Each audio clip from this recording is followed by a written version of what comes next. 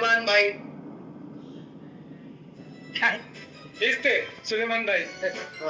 काय ते चाराकडी नाव आहे ना, म्हणजे काय तेच ते न्यूमरोलॉजी त्यासाठी असतं.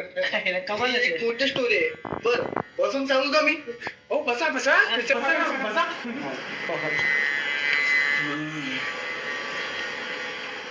तर सुलेमानच का? ऐका, फार वर्षापूर्वी सुलेमान नावाच्या व्यक्तीने माझा जीव वाचवला. त्या बदल्यात मी त्याच्यासाठी खूप काही केलं, पण जाता जाता त्याने त्याची सगळी प्रॉपर्टी माझ्या नावाने केली. पण तेव्हापासून जरा धंद्यातच खोट आहे. मग मला एक न्यूमरोलॉजी म्हणजे एक नंबरवाले बाबा भेटले. त्यांनी सांगितलं की 4 अक्षरे ते पण तुमच्या प्रिय व्यक्तीशी मिळतो. उदाहरण भाईचंच नाव, तसं ऑफिशियली नाव सुधीर माने आहे. पण धंदा सॉलिड झाला तेव्हापासून.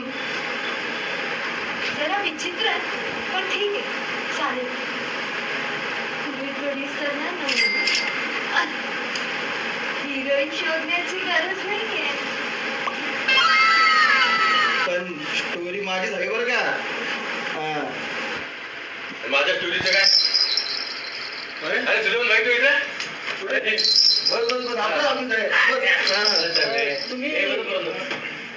तुम्ही इथे कसं काय?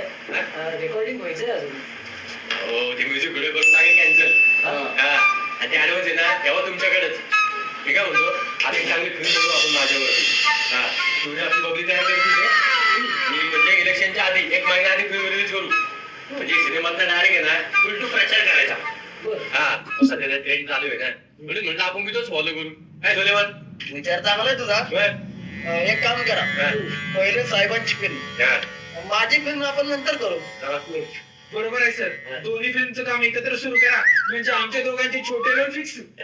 परतले की 2-2 वाक्य आले म्हणजे झालं. बरोबर रमेश. स्टोरी सांग एवढे. स्टोरी सांग. Okay sir. तर स्टोरी अशी आहे.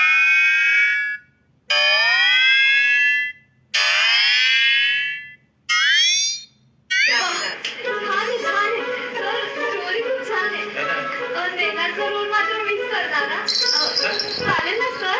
चालेल काय रोल मी करणार सर. सर मला पण काहीतरी बघा.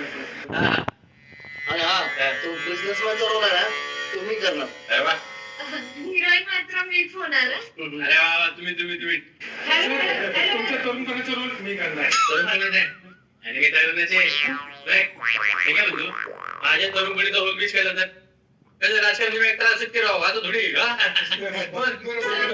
सर पण मी आहे ना, मी कास्टिंग करणार. तुम्ही करणार? मी कास्टिंग करणार सर, पण हिरोईन मात्र